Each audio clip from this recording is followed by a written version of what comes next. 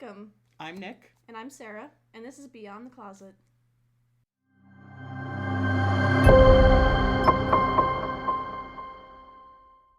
Today we're going to be talking about, of course, Heated Rivalry Part 2. So let's go ahead and get into it. So let's dive into Part 2 of Heated Rivalry. Yes. Because this is probably where things, the story gets better and things start to, pick up speed. Yes. In the show too and in the book. So,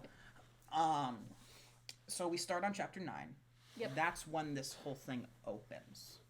I think that's when it starts, part 2. Yes, chapter 9, and it goes into chapter 12. Yes. So I took a few notes. So obviously, what I liked about this is that it opens with Ilya on his way to Montreal. Okay. Because he's on his way to Montreal. And do you remember Price? Yes. His teammate?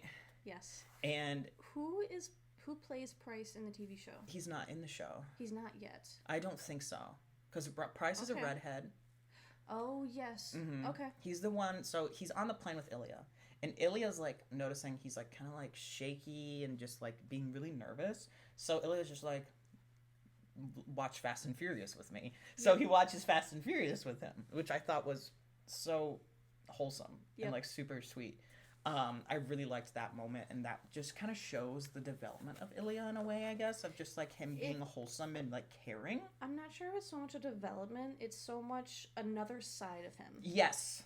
Yep. Yes, that's definitee a better way of saying that, because for sure. We don't always get to see this kind, caring man, but in reality, he's very much, he cares very much about mental health. Yes, he does. Because of his mother, whom, if you've seen the show, you already know. Mm-hmm. And so when he sees Price having a panic attack on the plane, he's like, what's going on? His first thought is just, how can I help? Right. Mm-hmm. And then I love that. He talks to Price, gets to know him a little bit, and then they decide to share an earbud, and they are watching Fast and Furious to help calm him down throughout the whole plane ride. And I love that I love the way Rachel wrote this too, is to the point where it's very random moments that you wouldn't think would be important, but then you realize later on they are important because it's part of their character. Yes. And I loved that. So I thought that was great.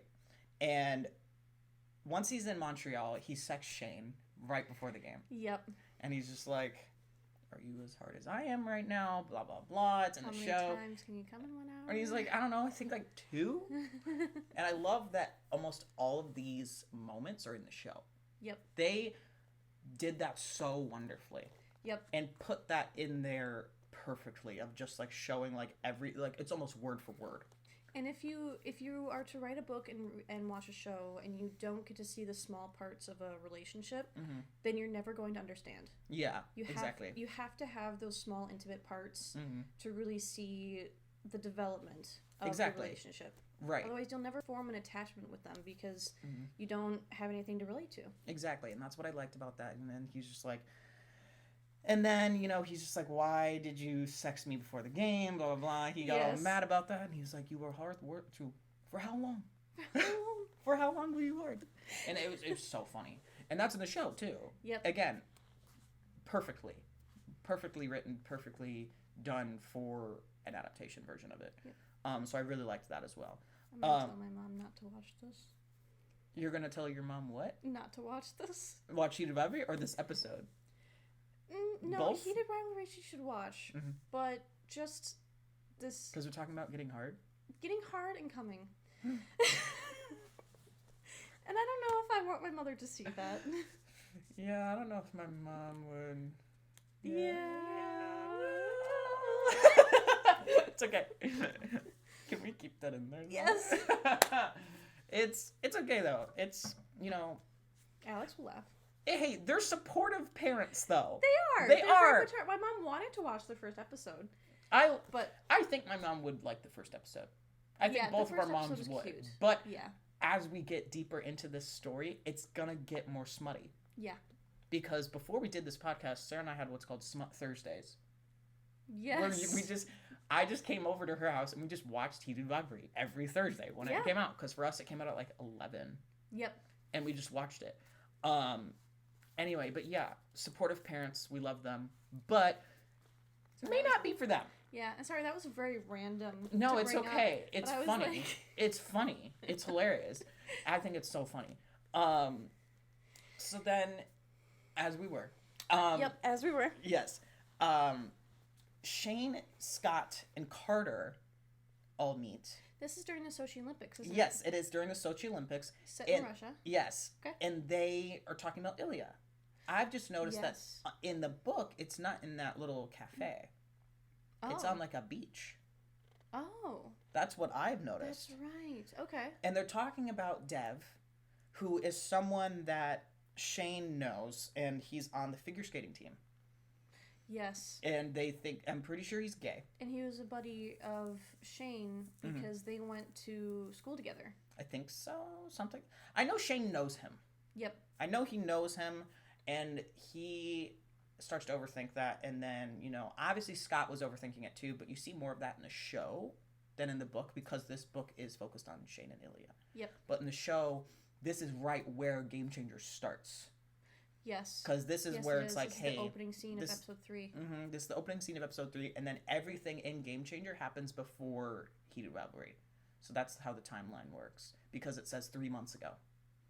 Or not before Heated Rivalry, but like within the Heated Rivalry timeline. Because in the show, when it opens, it shows Scott getting like worried and upset because they're talking about people being gay on the figure skating team or whatever, blah, blah, blah. And then it says 3 months ago, however long ago it was. And that's when he meets Kip. Yep. And that's in between, that's during the same time Shane and Ilya are probably still doing stuff. Yep. So that's when that starts. And I think that's cool that you have that. I like it when timelines aren't like before and after, whatever. I like it when they intersect. Wait. So, okay, this confuses me then. Because if we got it wrong, please correct us. Yes, please. Because it's a very... It's a great timeline, but it's like, whoa. Because the Sochi Olympics... What year is the Sochi Olympics? Do you remember? No. What does it say in the book? Let me see. It should be chapter 10. Little ASMR for y'all. It's the best ASMR. It's going to make you poop. It's going to make you poop? Okay, so... You just say it's going to make you poop? Because the smell of books, scientifically, is what brings on the feeling of needing to poop. So that's why every time you go into Barnes & Noble, you feel like you have to take a dump. It's been proven. What? Yep. Anyway, when the fuck are the Sochi Olympics? The Sochi Olympics were set in 2014. Okay. So if 2014 is... Scott is in the Sochi Olympics, and that's the beginning episode. That's the beginning of episode 3 with Scott and Kip's story. Yes. So... And then after that scene, does it cut to 3 months prior? I think so. Because then that means that... Then that was all happening... Okay, so then 3 months prior, he and Kip are getting together. Yes. But then it's the idea that they were together for quite a few months, and then I don't know how long they were broken up for, because 2014 to 2017 is when he gets on the ice, and he decides to confess his love for Kip in front of everybody. Is this what Francois was talking about when they got the timeline wrong in the show? Maybe, because did you see he spoke out about that and was like they screwed up a certain part of the timeline? Yes. You saw that too? I don't think I watched it, but did you see like a headline on it or whatever? I don't think I did. But yeah, I saw Francois was like, yeah, they messed up that part. Yeah. So maybe that's where we're getting confused. Because then it's not until they're broken up for... Because it wouldn't make sense for... 3 years. And then suddenly... in the show, I think it's weeks. It is weeks. Because it looked like there's no way it would have been years. Yeah. Personally, if I was Kip, I would have been over that. Yeah, because... I wouldn't have been at that game. Yes. That had to have been weeks in the show. Yeah. So... By that time, he would have... And I think we talked about it in one of our episodes already, that it was weeks instead of years because that wouldn't have made sense, and it just had to fit that part of the timeline, so they had to change that part for the show. Yeah, but then I feel like they shouldn't have said 3 months prior to the Sochi Olympics. But then it's during the Sochi Olympics that Scott has those blue socks on. Right, so he's still... It gets a little confusing. Yep. But, point is... This connects to Game Changer. I like it when timelines aren't before and after, they intertwine. Yes. Or when they intersect, that is the coolest thing ever. It's kind of like Wicked. Yes. Wicked's timeline isn't really like before and after, it kind of just intertwines. It like Yes. connects together, and I think that's so cool. Yep. So Wicked and the Wizard of Oz. yes, that's what I meant. Yep. Thank you for clarifying. You're welcome. And then eventually, this is in the show as well, but Ilya's chatting with his dad about meeting someone at the gala. I can't remember if it was like the minister or whatever. And then he's just like, "Who tied this tie? Your mother?" And he's like, "Mom died." And that's when you kind of learn that his dad has dementia. Yes. And that he's kind of struggling. At least at the beginning of the book is that and the Alzheimer's? show, I don't know. They're very interchangeable. Mm-hmm. We could have done our research on dementia versus Alzheimer's, but it doesn't matter. Either way, very sad. Either way, very sad memory loss. Anyways, Mm-hmm. At the beginning of the show, it's kind of interesting to see actually his dad's progression in his Alzheimer's dementia, because at the beginning of the show, you know, he is actually traveling with Ilya and talking to people and having conversations, and he's on point. Mm-hmm. And then it's throughout the show that you start to see him like progress. Lose memory. And then it's 2014 that he realized starts this. to kind of get diagnosed, and then 3 years later he's on the deathbed. Yeah. Yeah, I never realized that, but it just shows it, but it's so sneaky. Yep, and if you don't pay attention to the timeline, then you get kind of confused as to, oh, well, he was just diagnosed. Why is he already dying? Mm-hmm. No, it's 3 years later. Mm-hmm. And I think sometimes people forget that this is a story within 10 years. Yeah. But they do so good at that in the show of making it look like that it is, but it also isn't. And it is a long progression from the time that you're diagnosed to the time that you are getting your last few days. Right. Somebody who you knew was so strong and so capable to just be brought down to nothing. Yeah. And that is very upsetting. It's hard for Ilya, too. Yeah, and it's hard for Ilya because he also says that he wishes he could have been there for his dad, but he just couldn't. Mm-hmm. He was busy trying to make ends meet and try and live his own life, but also be separated from his family, because if he was with his family all the time, he probably, and I should probably say, he probably would have unalived himself a lot sooner. That would have been really bad and sad, and I would have cried. Yeah. Yeah. Because he was struggling with his mental health. He is. Yeah. Yes, he is. And you can see that throughout the show. It doesn't, I feel like I haven't seen it as much in the book yet. Not yet.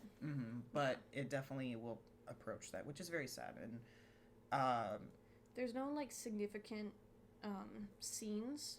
It's just kind of like you can just know. You just know. Yeah, because like of everything he's going through. Yep. And then we have Shane approach Ilya. This is in the what episode is this? This is during the Olympics. I think there's figure skating going on or something, and he sees Ilya at the top. At the top, and he's just like, "No, we are not anything. We are nothing. Go away.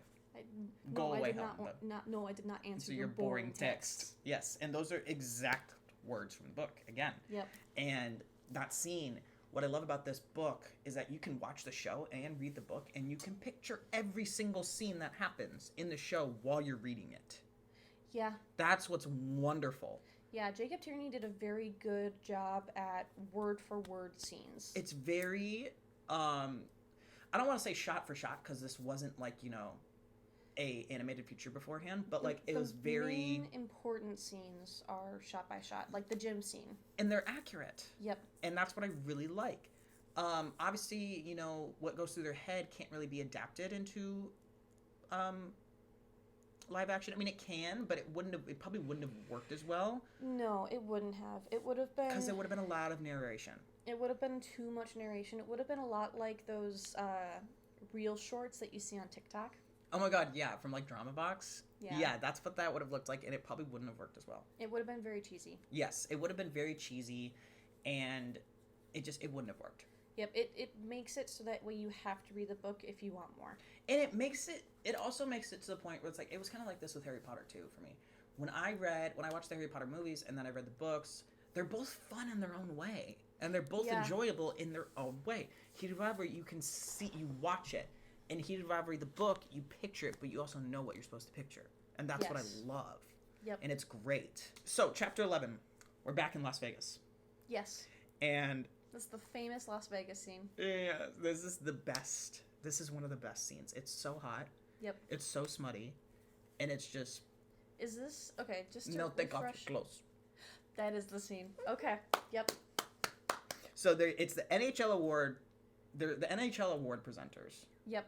And there's the bathroom scene after that, which you really like. Yeah, that one was just interesting because it showed a lot of the power. You suck my dick. Because Ilya has a lot of sexual confidence, and so the fact that he is very good at being dominant. And oh my god, it's like scary. Yeah, that whole bathroom scene is just him having the power. Mm-hmm. Having the power over Shane. And Shane is very much like, okay. He's okay with it. I can get with this. Mm-hmm. Like, this is kind of, like... He thinks it's hot.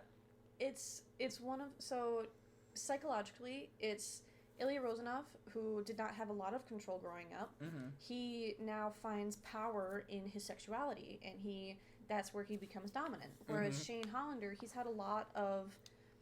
I mean, he's had to make a lot of his own decisions. He's had to, make his own schedule, make his own deals. I mean, his mom helps a lot, yes. Rolex. But he's autistic. And so he is autistic, yes. His mom helps out a lot through everything, like step by step with everything. Mm-hmm. She's there for the commercials. She's there for the photo shoots. She is there helping him touch up his hair. I kept saying he a lot, not she. But you know what I mean. Mm-hmm. She was there for that. Mm-hmm. And so he, I think, appreciates not having that power and is able to just relinquish control. Mm-hmm. And that is his form of... Yeah. That's his sort of power or role to play in the bed. Yep, and I love that. And then Ilya has him touch himself. Yep. In front of him. And he's like, can I have some of that vodka? And he's like, no, this reward. Yes. And granted, I just want to preface with, I have no psychology degree. I just read a lot. She does. Yep. You actually are the one that got me into reading, so. Yep. I just read a lot of psychology articles and learn about these things and pick up on it. Mm-hmm. And then at the end of this chapter, end of the scene, we didn't even kiss. That really bothered him. It bothered Shane a lot. That's when I knew he loved him. Yeah. Because it's been a few years. Yeah, and, Shane definitely has feelings, but I think maybe he feels like the whole night was just very rushed. It was very much Ilya's control. Yeah, he didn't get to do much. Yeah, it didn't feel the same as it used to be. Yes, it doesn't. He didn't feel the connection, and the fact that they didn't even kiss, it just kind of feels like almost like he's being ignored. Yeah, and that wasn't in the book. He doesn't write up the text at all. He didn't even kiss. He just thinks it just goes through his head that hey, we didn't even kiss. Yeah. What was that in chapter 11? And granted, in the show, he doesn't send that text. He just says, "See you next season." Yep, but in this it says, "Goodbye, Hollander." Rozanov replied from the other room, and Shane left. He realized that when he was back in his room that they hadn't even kissed. He also realized with horror that he regretted that.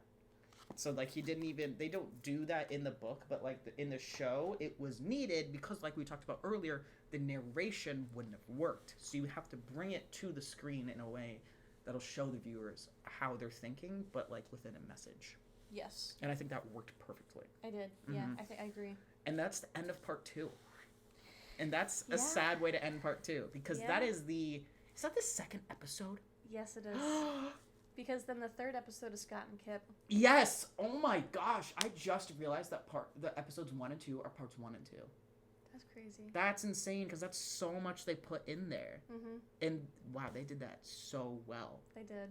So then part 3 is going to be episode 4. Yes, it should be. Yep. Yes, it will be. And now we have a new segment called Book Club Questions. We got these cute little cards from the Well-Read Damsel, and we are going to talk about these questions all related to Heated Rivalry. So, let's get started. How do we open this? On the bottom. On the bottom? Page. Oh, wait, here we go. You were good. I'm waiting for you to be great. Next. Kendall. Next. Sorry. I'll take one. Okay, cool. Thank you. These are cute. They're blank. Oh, wait, no, they're not. I looked at this side and went, what the fuck? Okay. That's your answers. Oh. I never realized that. Should you want to write our answers? I think no. it'd be fun. Oh, okay. Well, I think we can just talk about it. Okay. So, we each have a card, and am I recording? Okay, yeah. So we each have a card, and we're going to ask ourselves or each other these questions, and then we're going to answer them all related to Heated Rivalry. Because that's the current book we're reading. So, Sarah, would you like to start? We're going to do 3. Okay.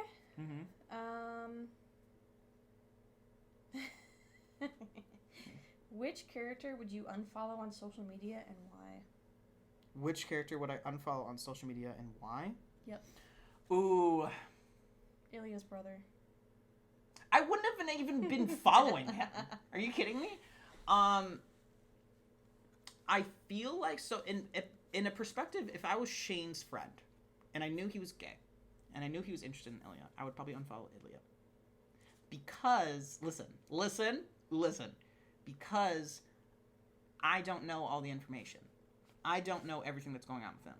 Yeah. To me, he's just kind of he's just gaslighting Shane. Yeah. So, you know what I mean? So if I knew that he was dating Ilya and Ilya's doing all this crap and just gaslighting him, I'd probably unfollow Ilya. Yeah, that's valid. You know what I mean? But like not in a mean way. But then if I knew, I wouldn't now because I know him. I know what's going on. And he's a fictional character. But in a situation like that, I would probably unfollow him just because I would be mad at what he's doing to my friend. Yeah. If I was Shane's friend, then yeah, that's how that would go. What about you? Don't say his brother. Okay. No one would follow his brother. So, okay, if you're from the perspective of Shane's friend, I'm going to play perspective from Ilya's friend. Ilya, to be fair, doesn't really have a lot of friends. Oh, Sasha. Sasha? Oh, I'd unfollow Sasha. Sasha.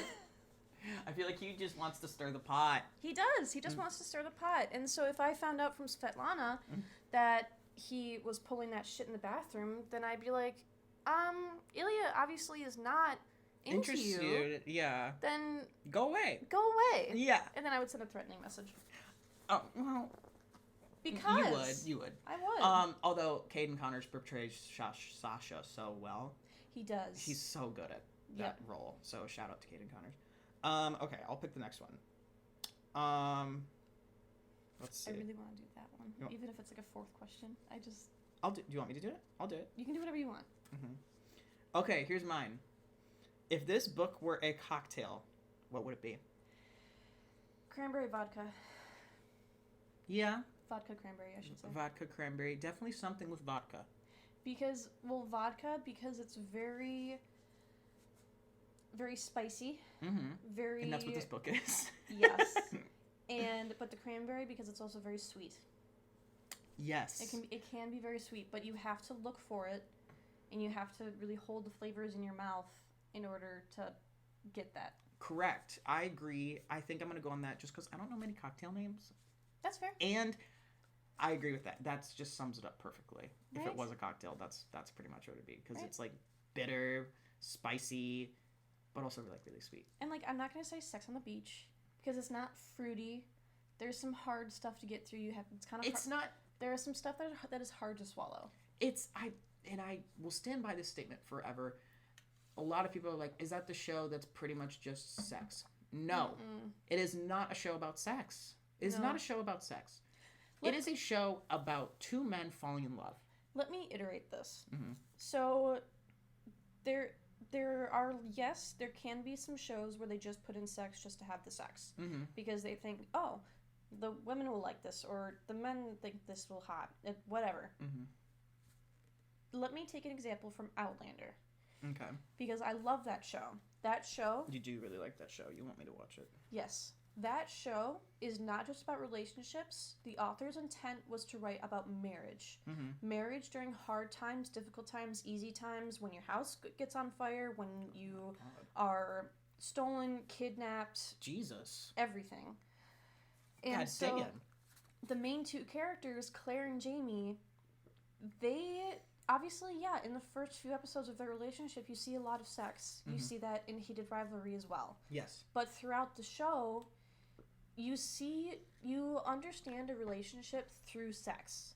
So you have to watch the sex scenes because that is also helping you understand the progression of their relationship. Yep. Take, for example, the Las Vegas scene. You see Ilya needing that control and Shane giving it. And you see that throughout a lot of the books is oh, Shane really needed this. He was having a really hard day. He was having a really hard week or month or a year. Yeah. And he needed Ilya by his side. He needed to get out that aggression. And Ilya understood that and would just let him have it.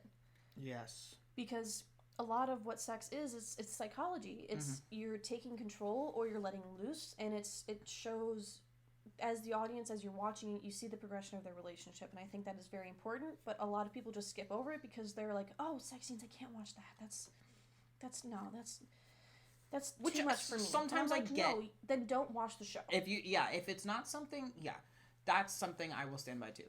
If it's not something that, if they just can't watch sex scenes in general, then they shouldn't be watching those movies or whatever it is about with sex scenes. Yeah. Regardless. Because that's just our opinion, though. But because you might. I don't want people. I'm sorry. I just get mad. I get a little heated. No pun intended.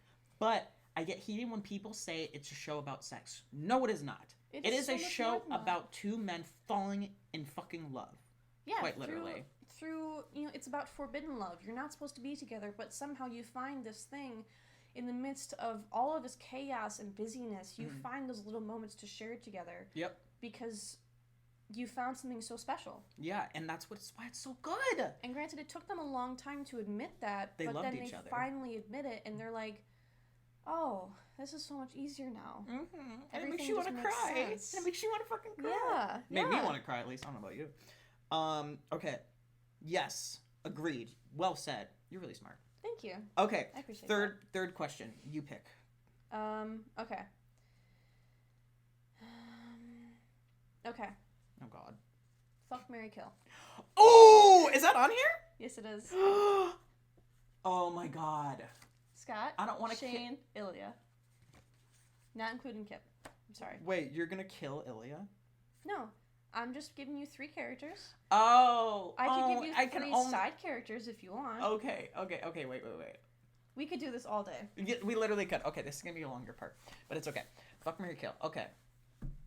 Let's... Shane, Ilya, and Scott. Only those 3? Only those 3 for now. Fuck!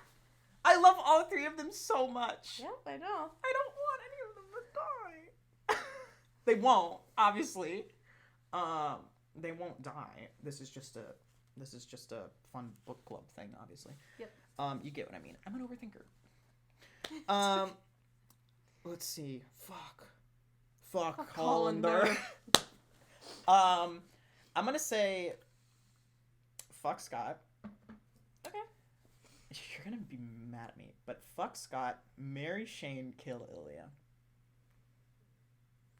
And this is just because... Honestly, that's valid. I think you and Shane would have a very loving marriage. Yes. I connect to Shane in so many ways. Scott is so freaking fine. Yeah. All 3 of them are so fine. That's why I'm like, I don't want to kill Ilya. I could give you 3 side characters. No, it's okay. I love Ilya so much. It's just a game. Actually, Francois did this recently on a show. Nice. And I think he said kill Shane. Yes, I think he did. And he was just like, he's weird. I was just like, oh no. No, this is just a game. I love all 3 of these characters so much. It's just a fun game. What about you? Same characters? Or you're gonna give me 3? No, I'm giving you the same 3. Okay, well, to be fair. No, just do it. I'm sorry, that was really mean. I'm trying to respect sexualities, okay? So, either way... Wait, did I not? No, you did, because you're gay. Oh. So, it's easy for you to answer this question. Okay. It's a little harder for me. Mm-hmm. Just because I'm a woman, and none of these 3 men are into women except Ilya. So, honestly... Mary? Alex has a freaking red laser on your chest.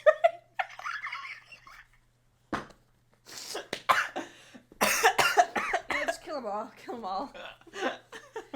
No, kill Scott. Fuck Shane. Marry Ilya. See, I knew you would do that. Or you can give me 3 women characters. Ooh, I'll give you 3 women characters for funsies. Okay. Rose, Svetlana. Is there another? Yeah, Kip's friends. Oh, yeah. Okay. Rose, Svetlana, Elena. Ooh, I love Elena. I do too. I love her so much. She reminds me of you. Just so proud. Such a queen. Marry Rose, Mm-hmm. because Rose is just a sweetheart. She really is. Fuck Svetlana, kill Elena. No! You just said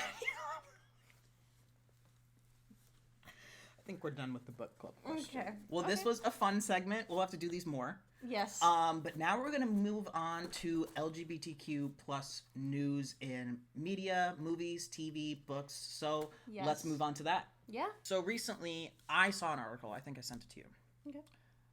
that Pedro Pascal and Danny Ramirez are going to be in a gay romance movie together. Yeah. What is it called? I don't remember, but I know it's going to be a thing, and I'm so freaking here for it. I'm so excited. Pedro Pascal. I love him. Who doesn't? Honestly. And Danny Ramirez, I don't know if you know who he is. Not familiar. He was in Falcon and Winter Soldier, which is the Marvel show, about Sam Wilson becoming Captain America. He's becoming the new Falcon. Oh. So he's the new Falcon. He's also in Top Gun Maverick with Glenn Powell. Oh. And then he's also in, oh my gosh, he's in a good amount of stuff. He's very talented. And when I heard because originally it was supposed to be, I think it was either Pedro or Danny, I can't remember, but I know Joaquin Phoenix was supposed to be in this movie. Oh.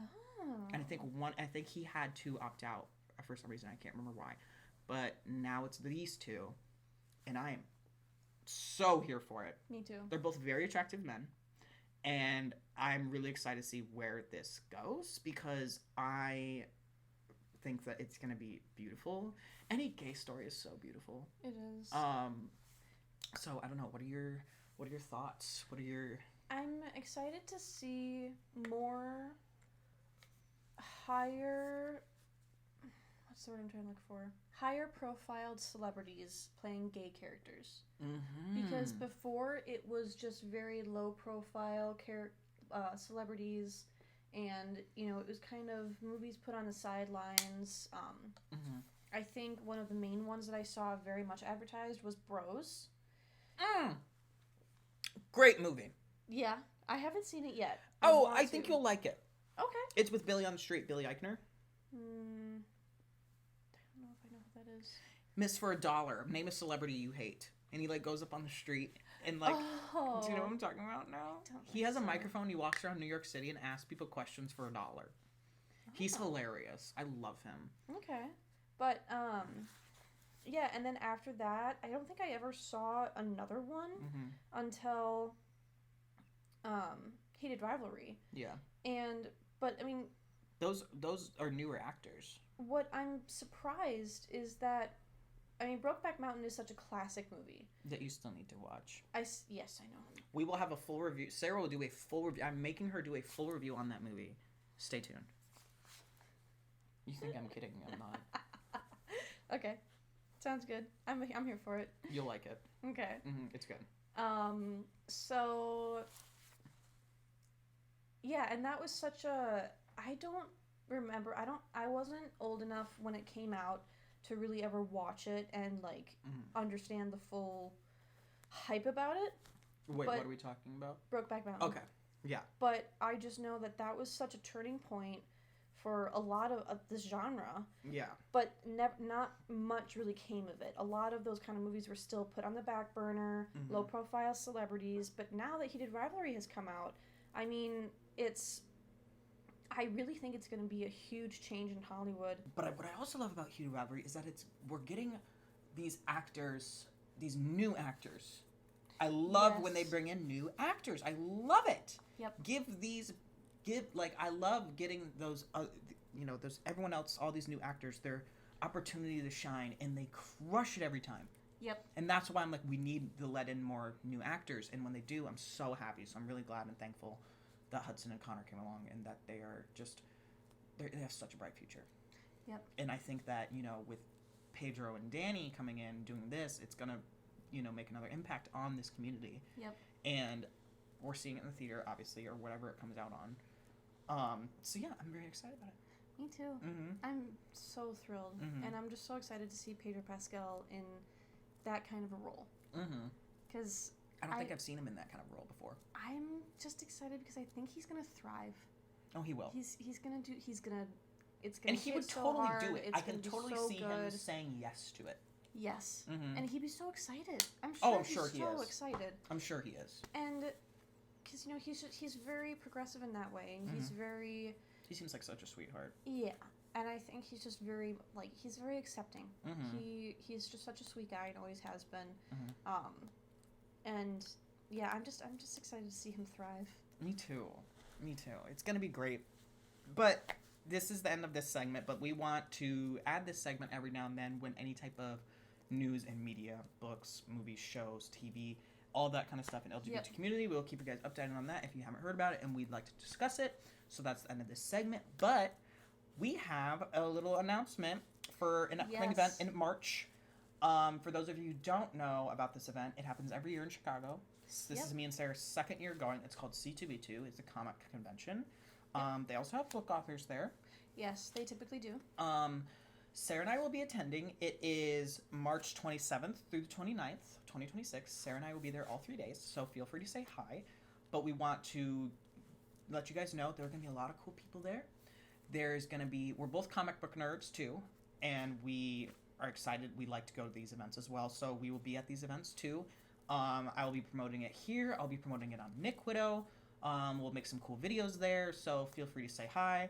We'll try to make some cool content. It'll be a lot of fun. But they have a lot of guests coming. They just announced the Scarlet Witch is going to be there, Elizabeth Olsen. Yes. Which is very cool. We also got people from Agents of S.H.I.E.L.D. going. We got... people from Seinfeld. Yep, Superman and Lois. It's going to be a great time. So we just want to let you guys know that if you haven't been to C2E2 and you're in the Chicago area, you should go check it out because it's a lot of fun. Yeah. And feel free, if you see us and run into us, just tap us on the shoulder and ask us any questions that you want. Yeah, feel free to say hi or any podcast episodes. But... Yeah, for sure. We'll be there. So feel free to say hi and ask us questions. But yeah, if you guys are going to be there, we'd love to see you. Feel free to say hi. Yeah, please do. So this has been episode 3. Thank you so much for everyone that's been here. We're really excited. So until then, we will see you guys next week for episode 4 of Beyond the Closet. Everyone have a great day and great night. Thank you so much for being here. We will see you guys next week. Say bye. Bye. Keep that in. Yeah.